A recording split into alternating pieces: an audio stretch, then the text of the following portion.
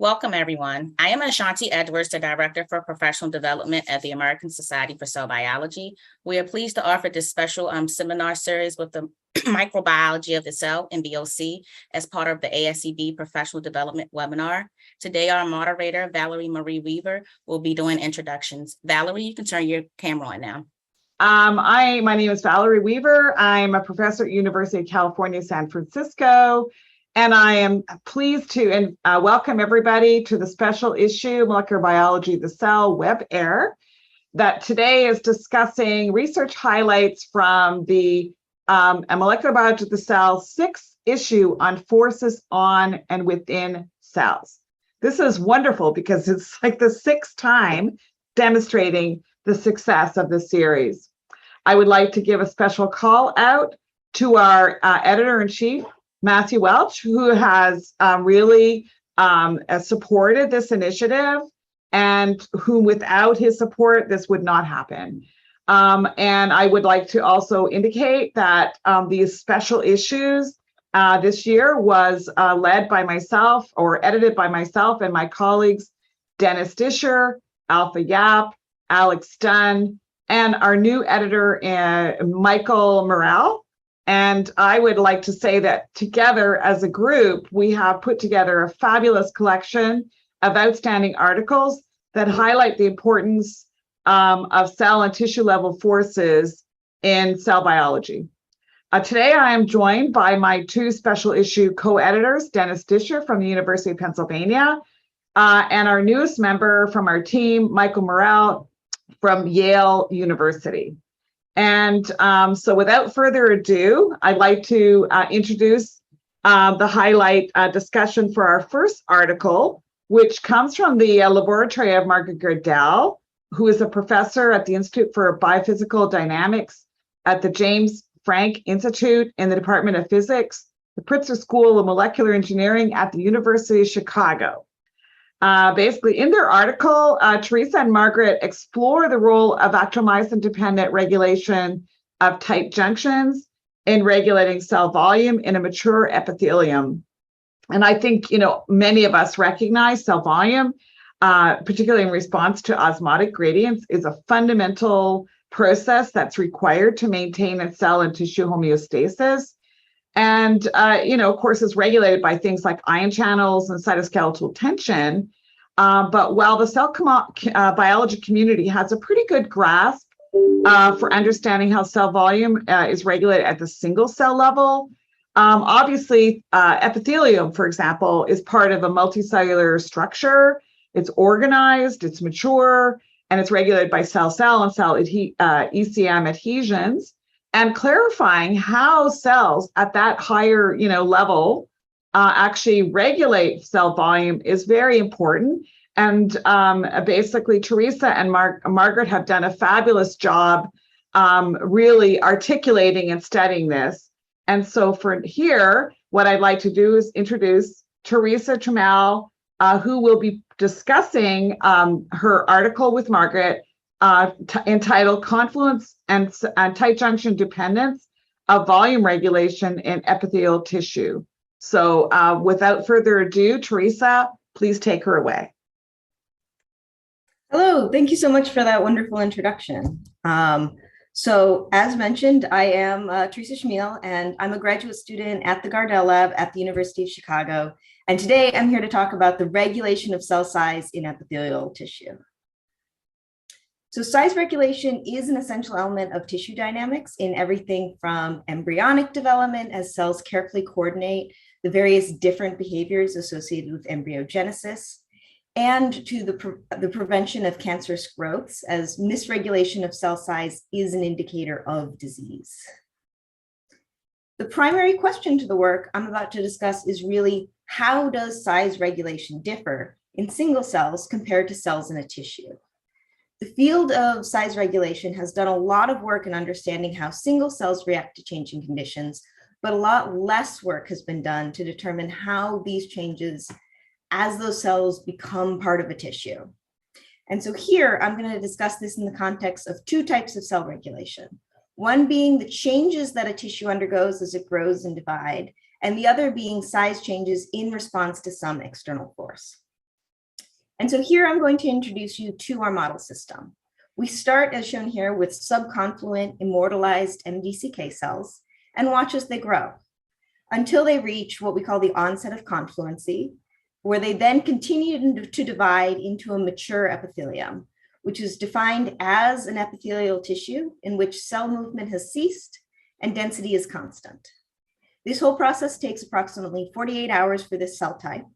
And so using the system of growth as a model, we're going to delve into how size regulation changes during different stages of this process. We're then going to examine separately how cell size is affected by external forces and how mature epithelia maintain volume homeostasis differently than those original subconfluent colonies. And so the cell growth and development work that I'm going to talk in the first half of this talk is spearheaded by John Devaney, who's another graduate student in the Gardell lab, with the help of Martin Falk in Professor Arvin Murrigan's lab and Professor Liam Holt.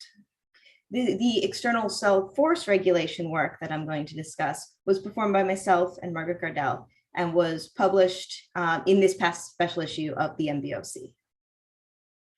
So what John and the others did was they grew adherent cells to either subconfluence or to a fully mature epithelium, and then trypsinized those samples to resuspend them, allowing for the volume of cells to be measured.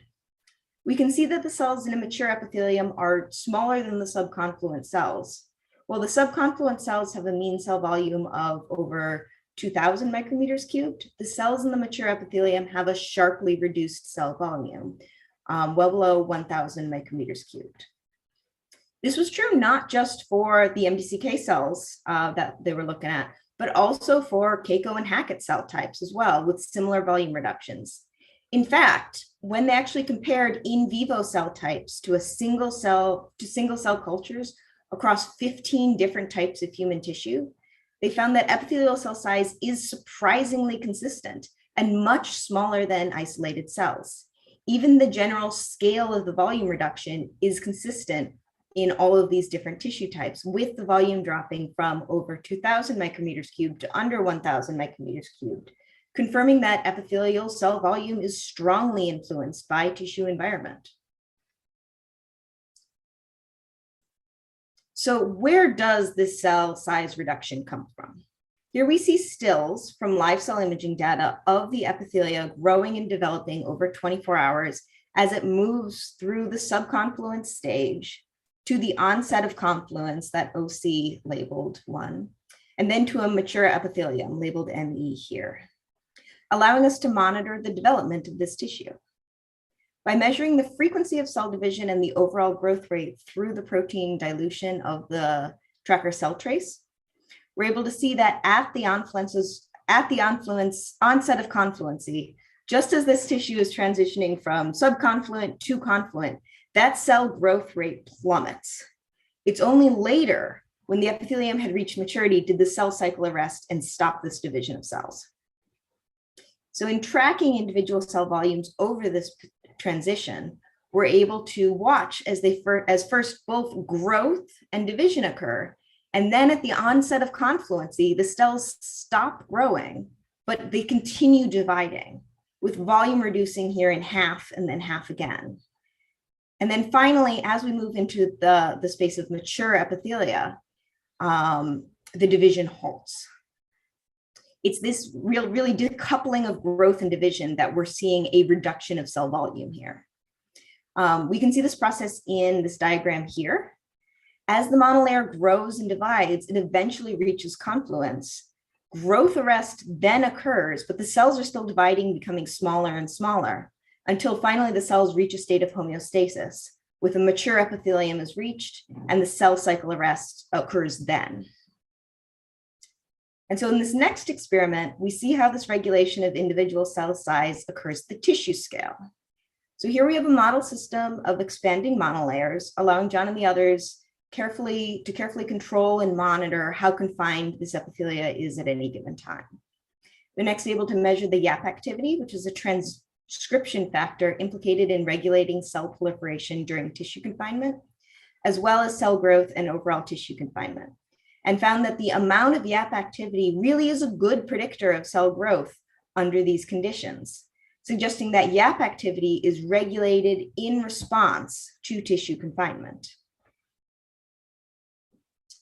We do see that this arrest of cell division eventually does come, but it comes long after the epithelia can be considered fully confined. In this video, we see the epithelia develop from the onset of confluency through to a mature epithelia. At first, you can see there are many divisions with lots of motion and rearrangements, but eventually we see all that start to settle down as a much more homeostatic, stable state develops. As we measure the division rate in cell volume, we discover that above the volume of 1,200 micrometers cubed, the division rate is independent of size. But at those sharper volumes starts to decrease sharply. And so there's some minimum volume that we find that once reached prevents further division. So the next question is, what is it that sets off this drop in cell division? What we end up seeing finally does arrest the cell cycle at the later stages of this process is the downregulation of cyclin D in the tissue. Using TET-inducible P27 cells to arrest the cell cycle, they found a significant decrease in cyclin D1 levels in cells with nuclear areas below 100 micrometers cubed, suggesting that the size-dependent regulation of cyclin D.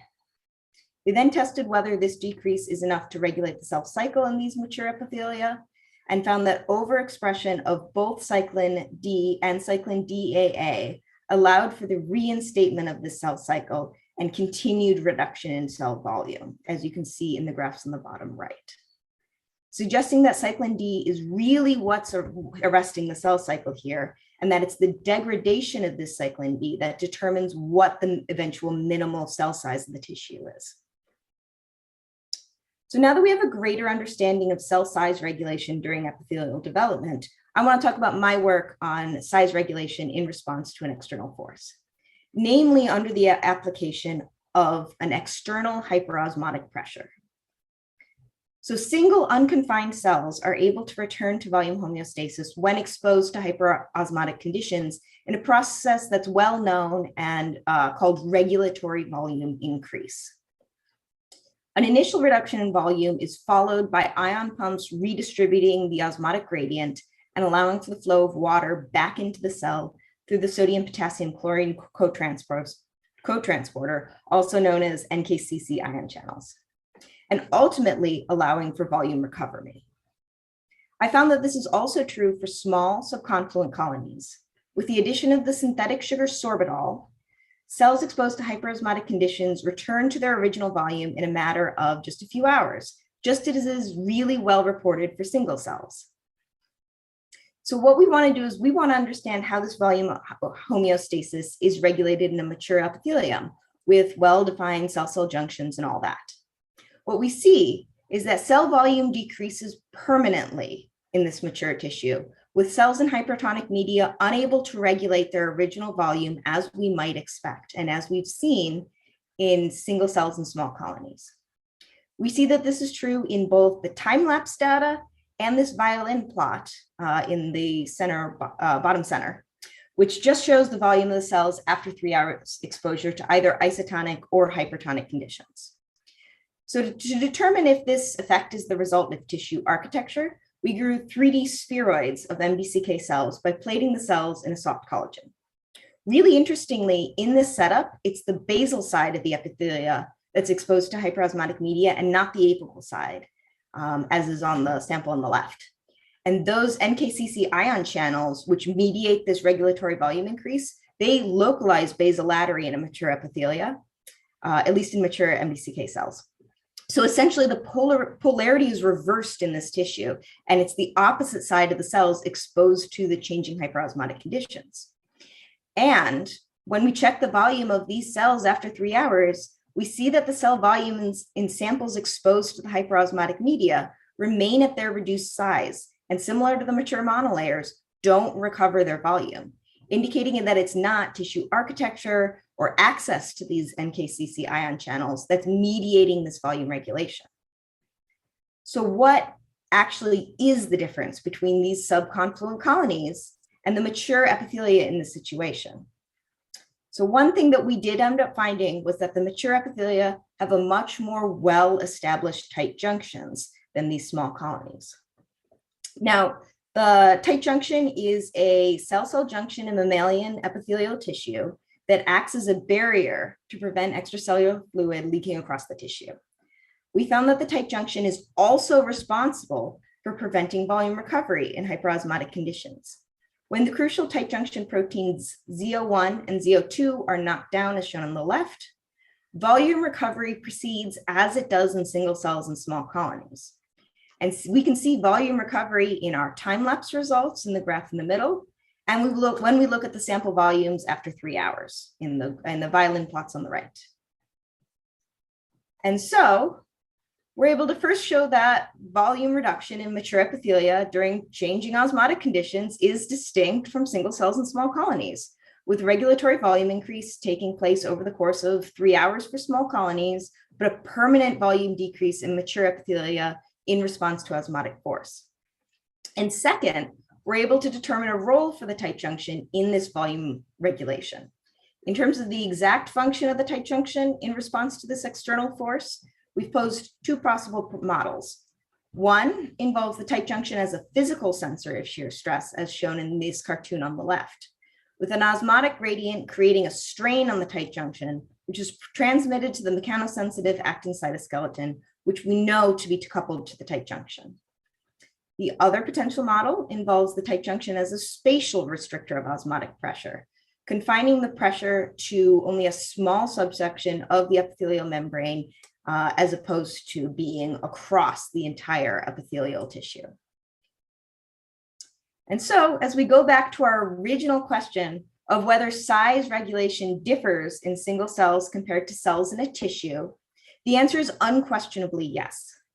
We see that we have two very different stories and regulatory mechanisms for two very different contexts of studying cell volume changes, with cell growth and division arrested first by confinement and then cyclin D downregulation, and external osmotic force recovery regulated through the tight junction of a fully mature epithelium. And so with that, I would really love to thank my lab, the Gardell lab, in particular, John Devaney and all the others who worked on his recent paper that's currently on bioRxiv, as well as obviously my wonderful advisor, Margaret Gardell. And with that, that is my time. Wonderful. You've done a great job of keeping on time. I gather we are taking our questions right after each presentation, Matt, or are we actually waiting till the very end? We can take questions now if there are any through the question and answer feature. It looks like one just popped up. Okay, this is a question by Alice Sinha. She says, hi, Teresa, nice talk. I have a question. What happens to tissue volume due to hypoosmotic media?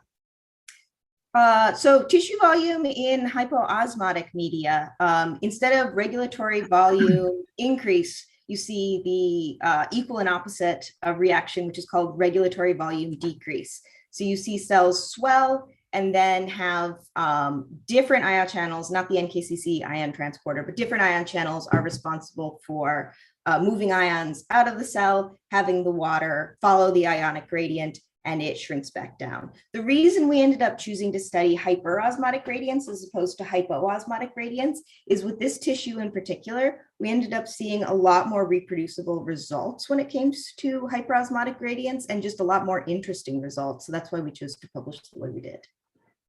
Okay, Teresa, this is Valerie. I'm asking another question here from Jeroen Irianto. He asked, does knockdown of tight junction also recover the volume recovery within the spheroid?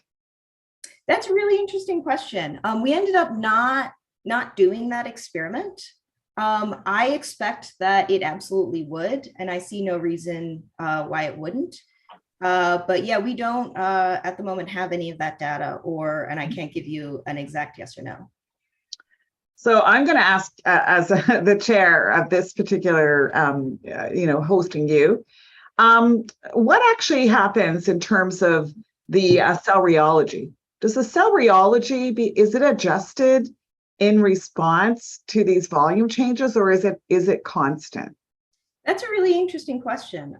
We didn't really look at the cell rheology or any of those sort of material physical properties. What I can tell you is I would expect it to, because when we see volume reduction in response to this hyperosmotic media, we essentially see the volume reduction almost entirely comes from a reduction in height.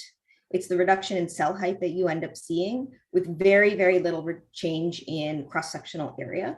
So I would have to imagine that if you've got a tissue that's half as tall, you've got different rheological properties. Okay, so I better, we have 2 more questions, and if Matt thinks we are okay, I'll pose them. You should answer them in the chat just to give the other speakers adequate All time. right, so both of these individuals, you can answer in the chat then afterwards, Teresa, okay? Wonderful. Thank you very much. Okay, I think I'm up. I'm Dennis Discher at UPenn, co-editor of the special issue, and to get to it, my pleasure to introduce Regan Moore. Hope I pronounced your name okay, Regan. She's now an assistant professor of biology at Bennett College, and I believe her work was done, correct me, Regan, as a postdoc in the Keyhart lab. And it was a broader collaboration that we'll hear about that involves a couple of different super resolution techniques applied to live Drosophila embryos, and particularly the actomyosin cytoskeleton, which we all know is a major source of force generation. So without further ado, Regan, are you up and ready? Yep, I am good to go. Thank you so much for that kind introduction. And we will get started. So as Dennis alluded to, this will be talking about super resolution microscopy techniques in studying the actomyosin regulation and organization in Drosophila dorsal closure, which is a process that occurs about halfway through embryogenesis. With that, we will go ahead and get started. So we use dorsal closure as a model of epithelial sheet morphogenesis. Epithelial sheet morphogenesis is necessary for normal development and also for features like wound healing. So anytime you get a cut, your epithelial tissue has to move to close that wound. It occurs naturally in 2 really common examples during development. The first that I'm showing here in the scanning EM is neural tube closure, which is how we close the spinal column during development. You can see this is the dorsal side of a xenopus embryo, where you have zipping occurring between 2 sheets of epidermis at both the anterior and the posterior end of the embryo. We also see this occurring in another example. This happens during palate closure, which is how we close the roof of our mouth. There again are 2 sheets of epithelia that are coming together towards the midline, where they will seal and form an eventually seamless epithelia there at the roof of the mouth. These 2, when they fail, these 2 developmental processes, so when neural tube closure fails, we experience spina bifida. So that's a very common congenital birth defect. And when palate closure fails, that results in a cleft lip or cleft palate.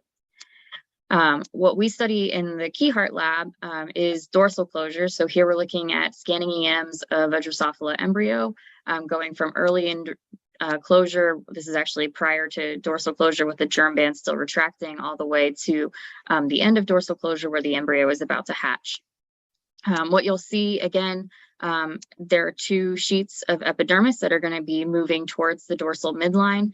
The hole that's going to be filled is covered by an epithelium that's called the amnioserosa. This is a transient epithelium. Eventually, these cells will apoptose and die, leaving the plane as the epithelium moves towards the dorsal midline to form new cell junctions and to form that seamless epithelium at the end. In order to put this into context, in terms of when this is occurring throughout normal closure or normal embryogenesis, how will this one play?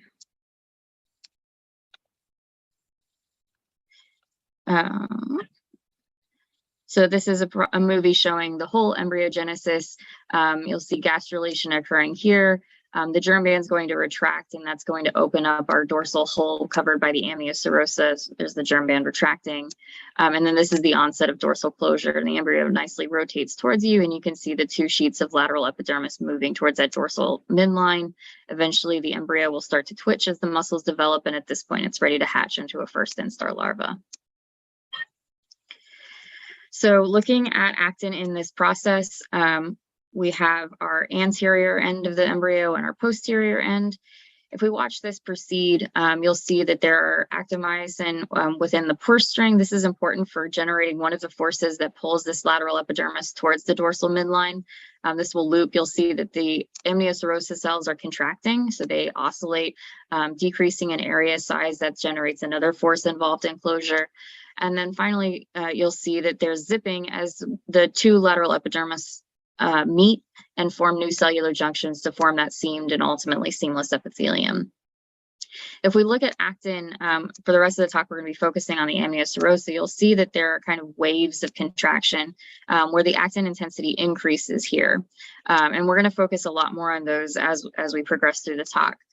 One thing I did want to point out that's a common misconception in dorsal closure is that the lateral epidermis is not crawling over the amniocerosa cell. Rather, as these cells contract, it brings those 2 sheets together. They stay opposed to the same amniocerosa cell as closure progresses. And the middle amniocerosa cells, as I alluded to before, apoptose, leaving the plane and decreasing the area of that dorsal hole. So we use 2 super resolution microscopy techniques. The first is light sheet microscopy. We use these in addition to our standard spinning disc confocal microscopy that we use as the workhorse of the lab.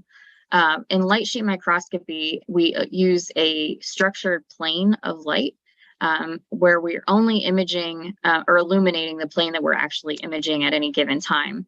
The sample, in this case, the embryo, is scanned quickly through left to right through that beam. And by accumulating multiple images, we can acquire a 3D data set.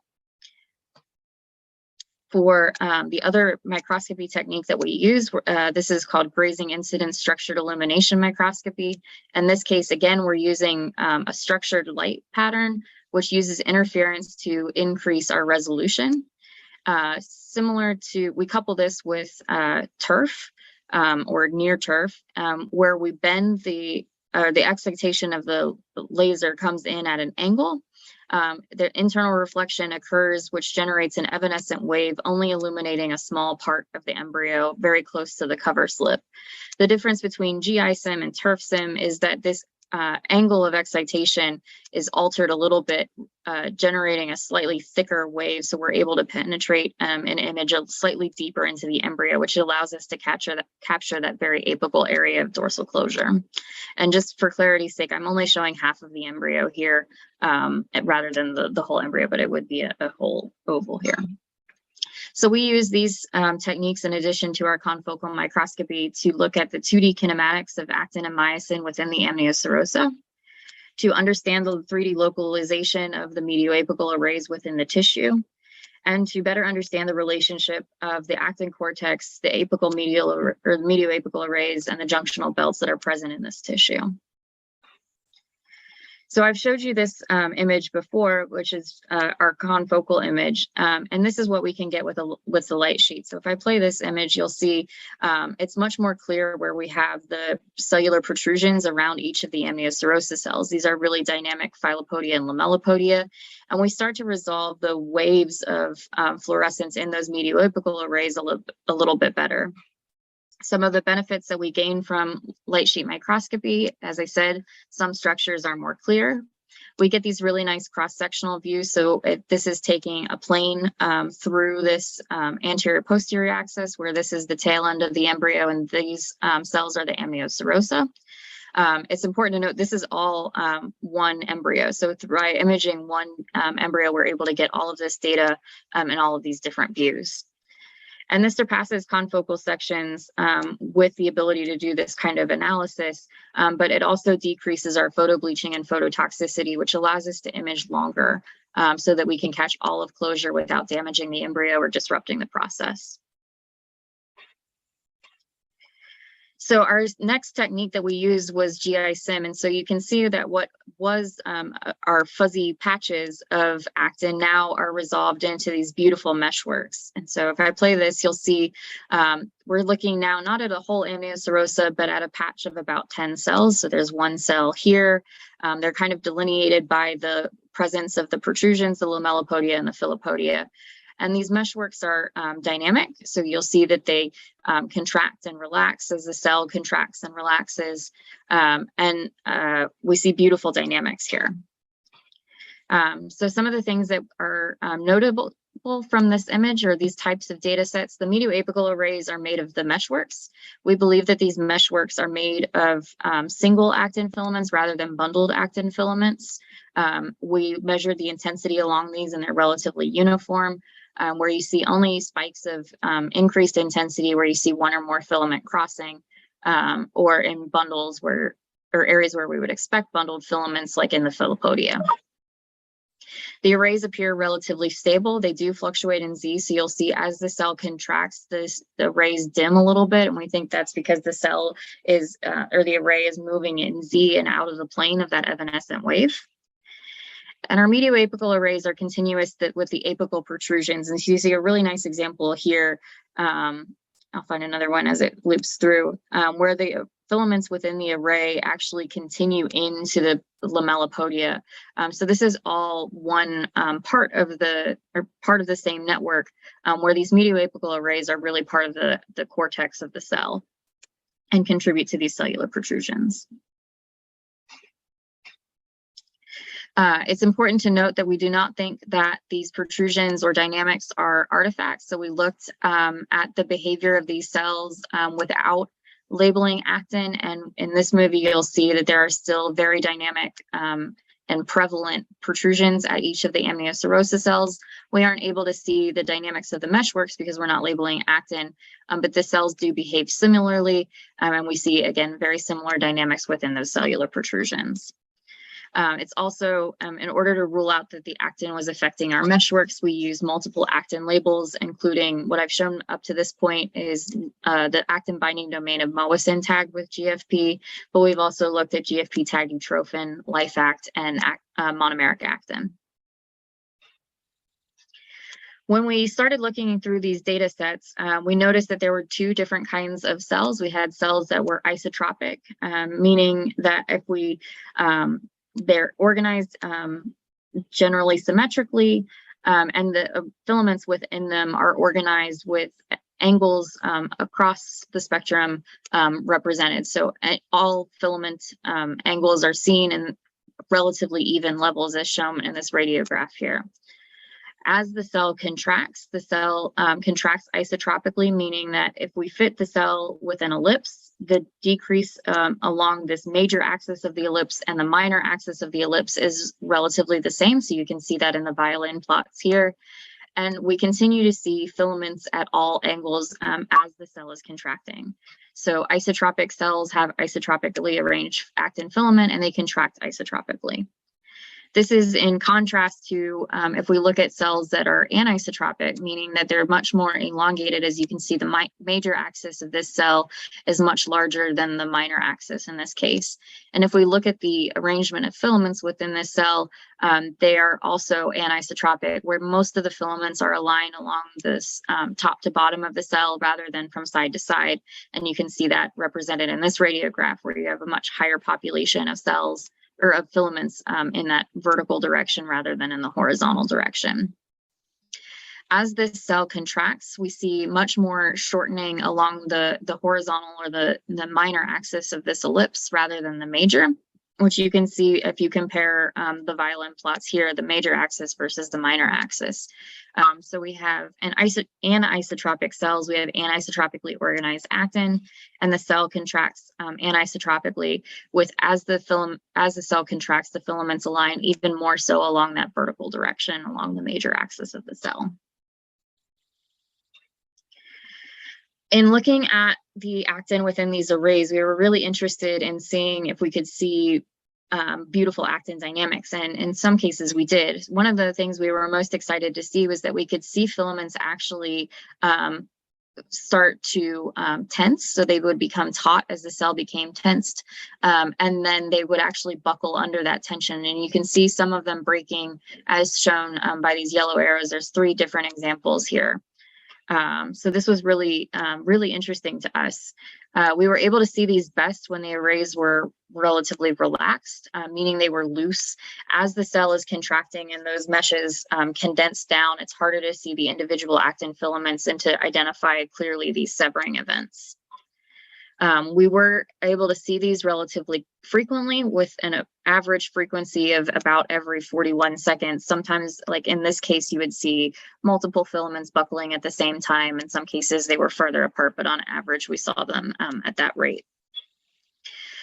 While the arrays were dynamic and the filaments within the arrays were relatively stable, so you can see that as these movies loop, that the filaments are relatively stable. They persist for multiple seconds and last for throughout the contraction cycle, with rearrangements occurring as the cell is moving. Because of the way we were imaging, these were all done with the GI sim. We're looking through a thin section of the cell, but it is still a section, meaning that there are multiple Z planes that are smashed into one image.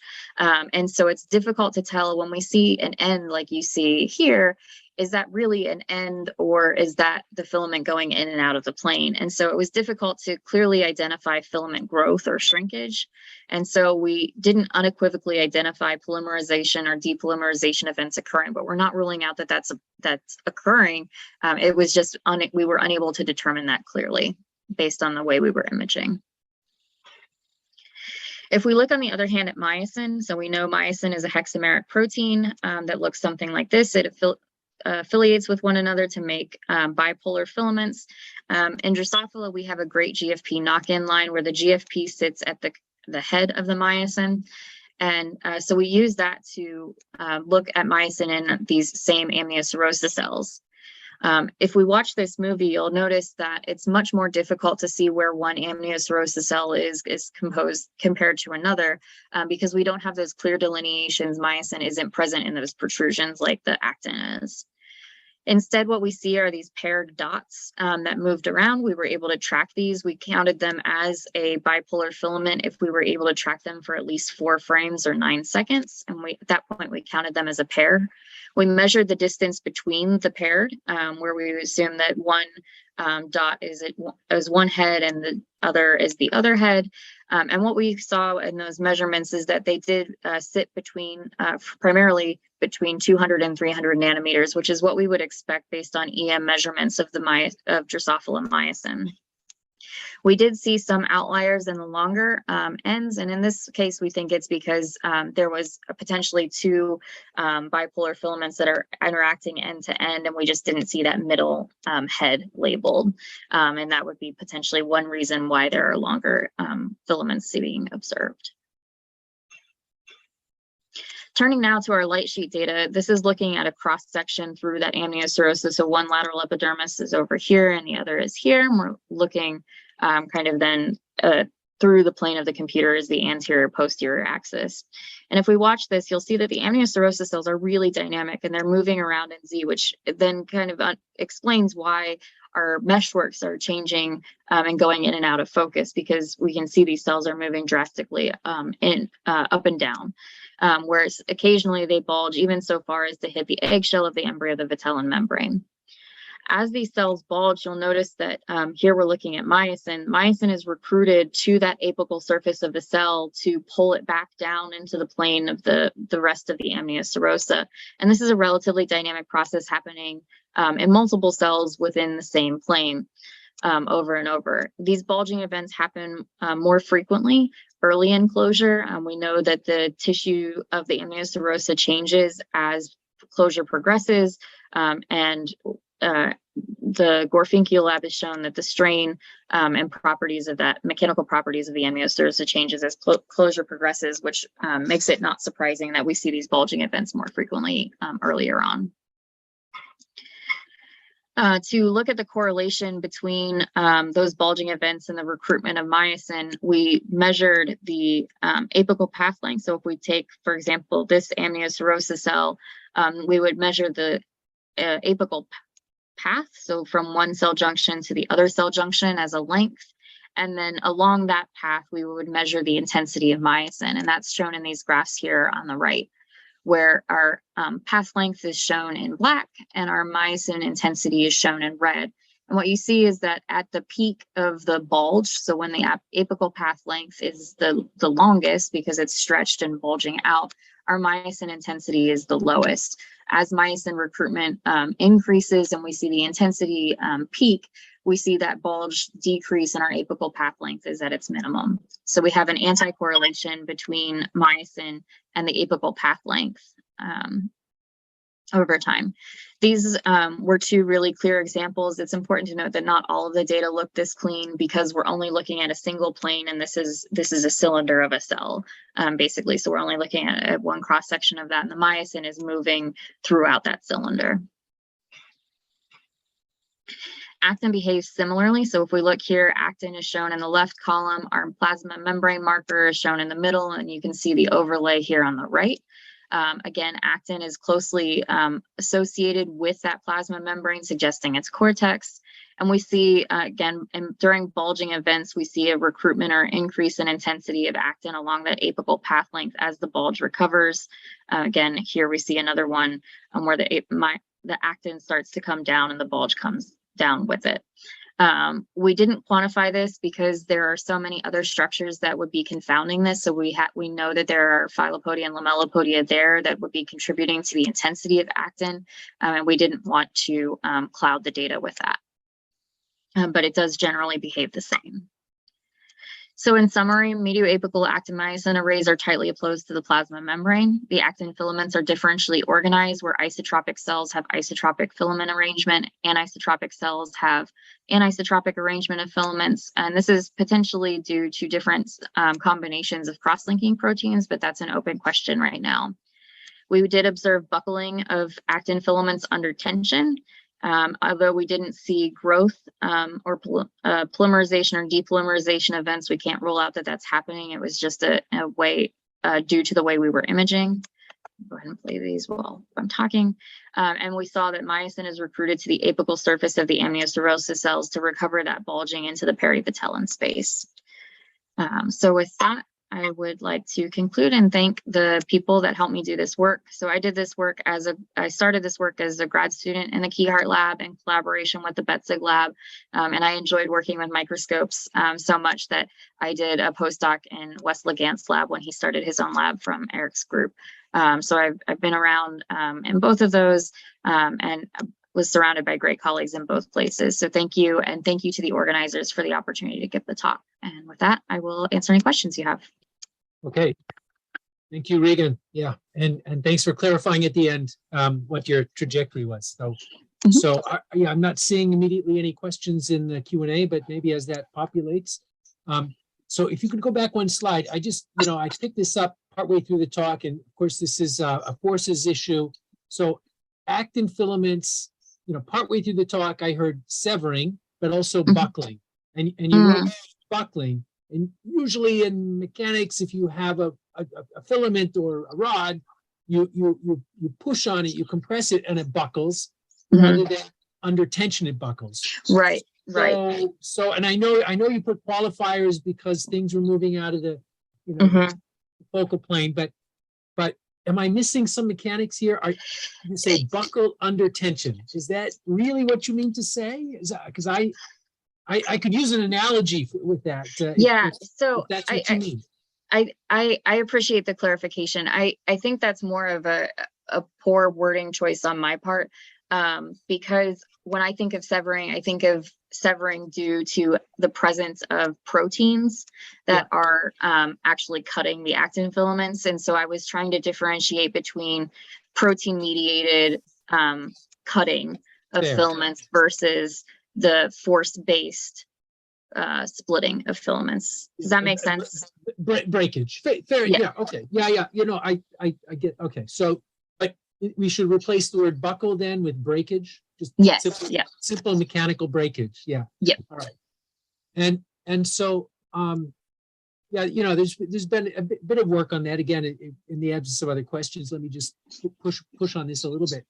This was drill into this. This was occurring more in your elongated cells with aligned filaments, or just it was you had two cell types, two cell morphologies you told us about. We saw it, I believe, in both the anisotropic and isotropic cells.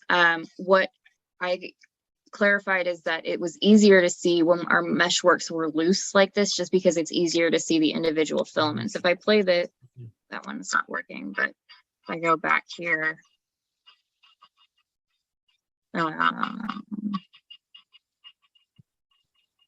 Here, so this movie, as the arrays themselves condense, we lose the ability to very clearly delineate single filaments. But so that was where we would stop seeing them is as those arrays are collapsing.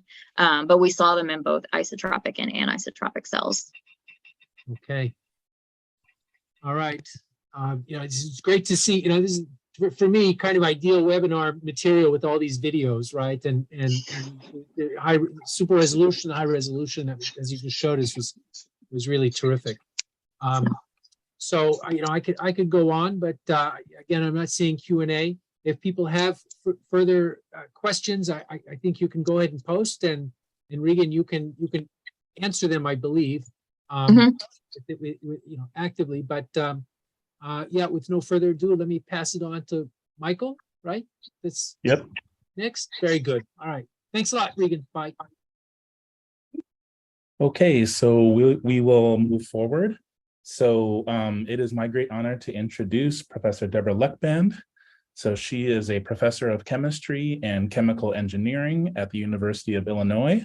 So Professor Leckband is a pioneer in interfacial science. She has made major contributions to our understandings of the physical properties of surfaces and how they influence biological function, and how the mechanics of interfaces between cells can govern their phenotype and their fate. And so today she will be telling us about extracellular matrix regulation of force transduction at cell-cell cadherin junctions. So please go forward. Thank you so much. You're muted.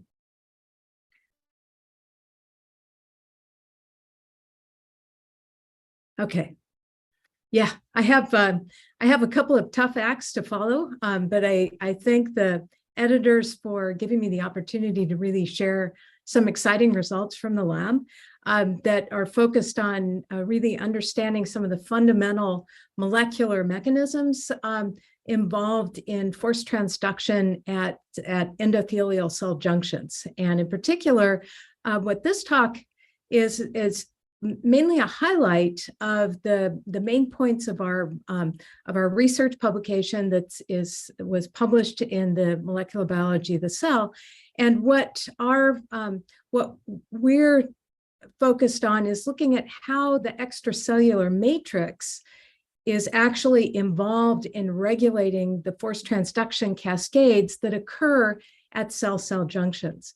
And this work is motivated in part by earlier collaborations with groups that worked on ventilator-induced lung injury. And this is a mechanically induced pathology in that the forces generated by the ventilator actually results in a breakdown in the endothelial junctions that allow basically fluid leakage into the alveolar sacs in the lung.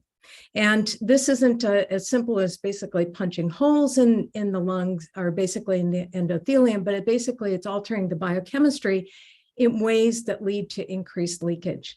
And so what we would like to understand are some of the mechanisms that contribute to the endothelial barrier regulation under these kinds of mechanical stimuli. And what I've shown in this slide here is just some results that actually my graduate student Xin images that she took that just show essentially how drastic the cell-cell junctions and the actin and the vinculin at the cell-cell junctions are remodeled in response to endothelial stretching. But before I get started, I really want to give a shout out to really the rock star of this show, which is Xin-Yu Kang, she's basically has graduated and now has a day job. And so I'm giving the presentation, but she's really the star. This is the culmination of a lot of her doctoral thesis. And so all of the studies were really carried out by her, and with some assistance of other people in the group. But Chinyu is really the driving force behind this. So I just want to acknowledge her major contribution to this work. Okay, so just sort of stepping back, we know that the VE cadherins, which are the major adhesion proteins at endothelial cell-cell junctions, we know that these are sites of mechanical or basically a forced transduction in the cells. And through a variety of different approaches, but the major technique that we use in my lab to study receptor-mediated force transduction is something called magnetic twisting cytometry. And in this approach, essentially what we do is we modify the surfaces of ferromagnetic beads with ligands that basically bind to cell surface receptors. And in this case, what we do is we take off the extracellular region of VE cadherin, we decorate the beads with the VE cadherin, and then we place these beads onto endothelial cells. And then we apply an orthogonal oscillating field that's basically orthogonal to the magnetic moment of the beads, and that induces a twisting torque, which allows us to monitor the viscoelastic properties of the cell bead junction, and the response of the cells to this kind of perturbation through these specific cell surface receptors. And so earlier work, before Chinyu started her degree, we already demonstrated that VE cadherins are actually sites of force transduction, and that VE cadherin tugging on VE cadherin receptors would induce cell stiffening and the actin cytoskeletal reinforcement at these mechanically perturbed VE cadherin adhesions. And so what Adrian found earlier was that basically if you tug on these VE cadherin receptors, you get a very clear stiffening response when the beads are decorated with the VE cadherin extracellular domains. However, this forced transduction response is ligand specific. So if we decorate the beads with VE cadherin antibodies or with polylysine, we don't get any stiffening response at all. So this demonstrated that VE cadherin is really a forced transduction hub in endothelial cells.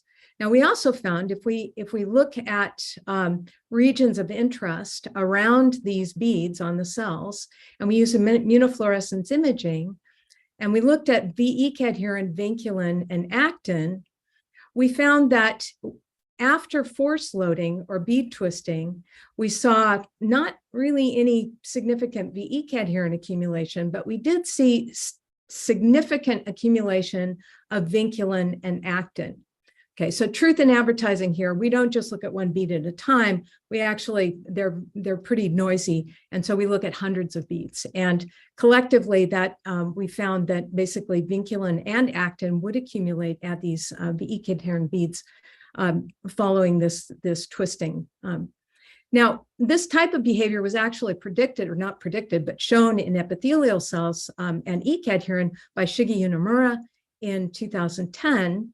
And he showed that, in fact, the key force transduction component in cadherin junctions is a protein called alpha-catenin, which is important for linking cadherin. So this is the structure of cadherin, which binds to another cadherin on an opposing cell. And that these cadherin is actually mechanically linked to actin through alpha-catenin. And what Unamura showed was that under tension, the alpha-catenin would unfurl to expose a cryptic binding site for vinculin that then would recruit vinculin, and vinculin would also then scaffold actin filaments at the cadherin junctions. And so basically this force-activated alpha-catenin unfurling is basically leading to remodeling of the cytoskeleton at the junctions and mechanically reinforcing the cell-cell junctions in response to these perturbations. So this was actually known, but the point here is that this mechanism really just focuses on structural remodeling of the cytoskeleton at the junctions, and it really doesn't invoke any kind of signaling pathways that might be activated by cadherin tugging forces. And that's really what Chin Yu delved into, because what she found is by looking at paxillin staining at the basal plane, she found that, that basically when you tug on cadherins at the apical surface, you actually see significant activation of statistically significant activation of integrins at the basal plane. And these data were done with cadherins seated on fibronectin or collagen 1 at different stiffnesses. And what Chin Yu was able to show was that both the focal adhesion size and number increase in response to specific cadherin perturbations at the apical surface. Now, what she also showed is, and this is described in the paper, so if you're interested, I encourage you to look more deeply at the manuscript, but she also did a number of biochemical studies to identify key signaling components that are upstream of integrins and downstream of VE cadherins. So she identified VEGFR2 and PI3 kinase. But interestingly, okay, so she also then found that actin and vinculin remodeling at the VE cadherin junctions, which is a signature of cadherin force transduction, actually required the activation of new integrin adhesions at the basal plane. And this is just some of her data that demonstrated this. But what she did to really show this was that she used integrin function blocking antibodies. And in this case, basically an antibody 16G3 that we got from Ken Yamada's group, which binds to integrin, or not integrins, it binds to fibronectin and prevents the formation of new integrin adhesions.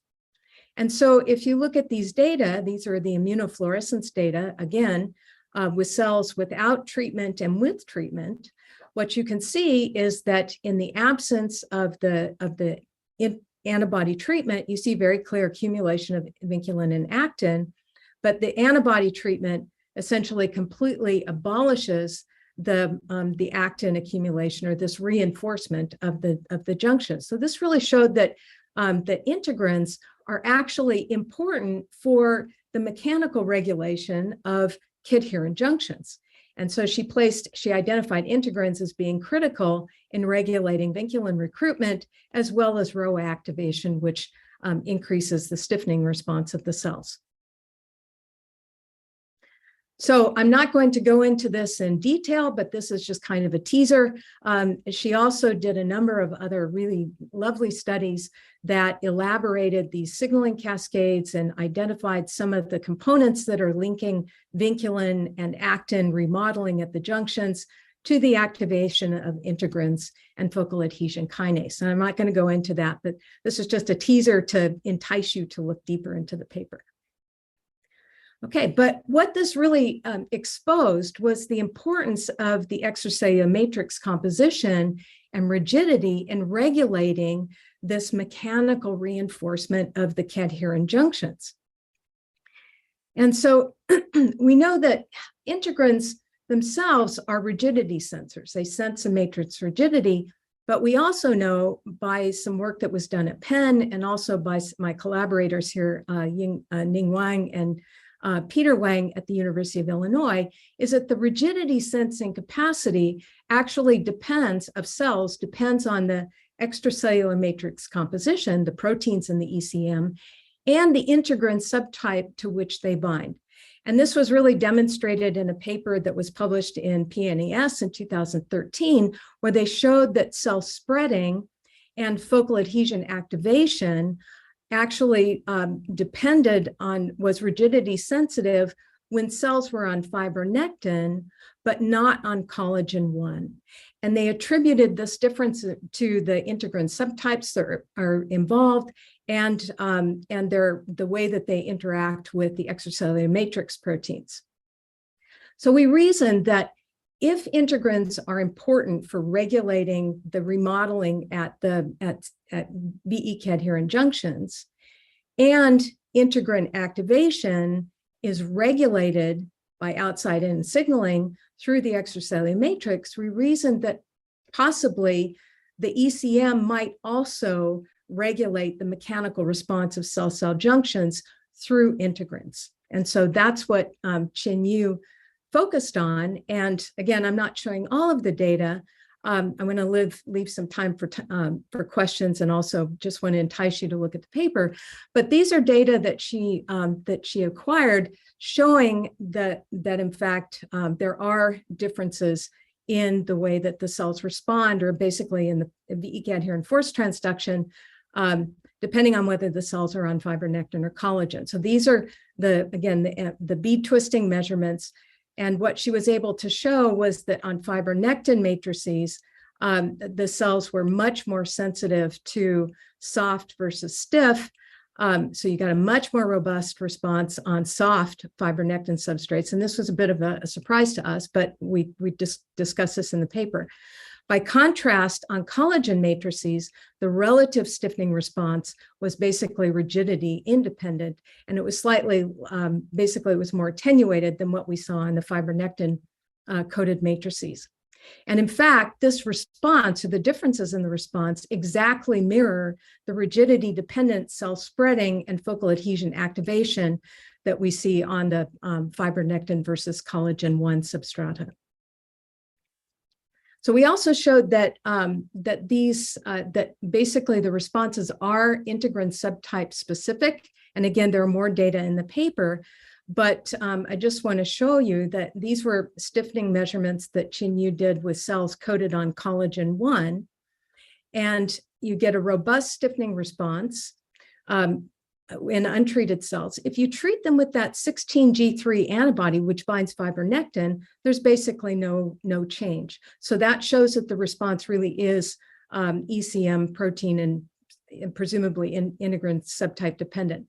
Here, what she also did, though, was that she treated the cells with G-FOGR, which is a alpha-2 beta-1 blocking peptide, and that peptide completely ablates the response, in contrast to the scrambled peptide GAO-GER. So this really demonstrates that the stiffening response on these different substrates really is integrin subtype specific. Then she also went beyond this and then said, well, okay, are the integrins regulating vinculin and actin recruitment to the junctions? And in fact, here, what you're seeing are cells on soft versus stiff fibronectin-coated substrates. And we're looking at the vinculin and actin recruitment in both of these cases. And again, as there are a lot of data here, but basically the point here is the stiffness dependence in both of these cases for both vinculin and actin recruitment are stiffness and extracellular matrix protein dependent in ways that are similar to the stiffening response that I showed you in the previous slide, and also in similar to what we saw with the cell spreading on the different substrates. So with that, I'm going to wrap up and just basically summarize the highlights of the paper, which is that VE cadherin tugging does activate cell stiffening and actin remodeling at cadherin junctions. We showed but that this is not only, that the response is not only confined to the junctions, but the tugging forces activate signals that can then perturb or activate downstream integrins, and that the integrin activation in turn regulates VE cadherin mediated force transduction cascades that reinforce those cell-cell junctions. And then finally, what we show is that the matrix is in fact regulating the force-activated VE cadherin junction remodeling via specific integrin subtypes. And the implications for this is that, or one implication is that it suggests that in fact the mechanical regulation of endothelial junctions and vascular leakage will depend on the ECM microenvironment. So with that, I'll just close. and take any questions. Well, thank you very much for that wonderful talk. I think we may be a little bit over time, so we might need to package those questions and send those off separately. Is that correct? Unless I could ask one question quickly. Sure. I would have put it in the Q&A, but I wasn't able to. Deborah, really interesting. If you were to do the experiments on a fibronectin that had the synergy site deleted, would you anticipate that it would actually, now equate the alpha-2 collagen sort of binding phenotype? That would be the prediction, yeah. Okay. Maybe I'll sneak one in too really quickly. So it's interesting with the application of force to the cadherin junctions that you recruit all this actin. That was quite a stark increase. Yet integrins are also activated, which would localize a lot of actin to the basal surface. So more actin all around. So does that mean that force then is say activating nucleation, more nucleation of actin, since it seems to not be a conserved quantity? Yeah, actually, so Chris Dahl did some studies this. She looked at some of the mechanisms that were, particularly the localization or direction of the vinculin to the cadherin junctions, and asked this question: is there a material balance issue here? And her findings suggested that no, you're really not depleting the bulk of the material. So it doesn't really seem to be that you're really changing the global balance of actin. We have done, although this is with epithelial cells, we have done some studies looking at how integrins and this was in a PNAS paper earlier this year, but how integrins and cadherins basically coordinate to regulate some of these signaling activities that basically are regulating like actin, cell stiffening, actin remodeling, also at the basal plane as well as at cell-cell junctions. So so we don't have as much data with the VE cadherins, but we do have a lot more data with epithelial cadherins to address that specific question. Okay, well, thank you very much. And I guess with that, thank you to everyone for attending. Thank you to our wonderful speakers. Thank you, everybody.